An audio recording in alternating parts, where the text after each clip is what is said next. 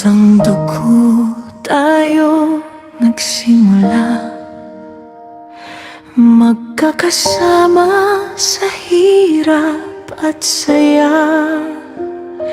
Pero bakit ngayon nagkakalayo? Dahil lang ba sa pera at lupa?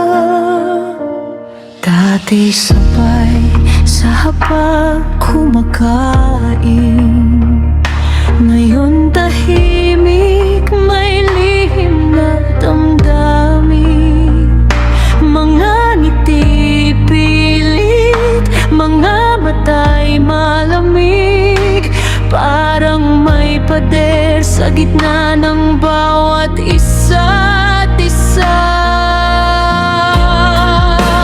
Pera at lupa, bakit kayo ang dahilan ng pagkasira ng ating samahan?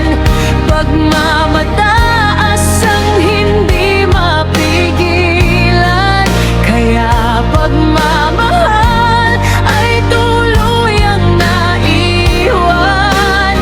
Pera at lupa lilipas din naman, pero ang sugat sa puso kailan gagaling kung walang magpapakumbaba? Pamilya'y tuluyan ang mawawala.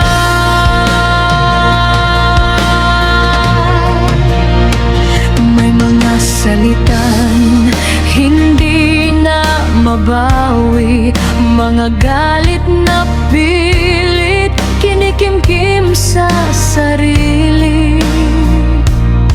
Sa bawat tingin may bahid ng sakit na dati hindi natin maramdaman kahit saglit.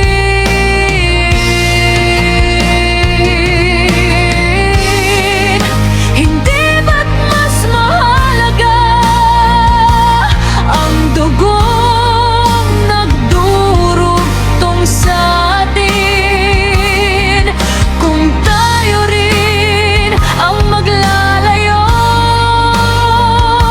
Sino pa ang matitira sa atin?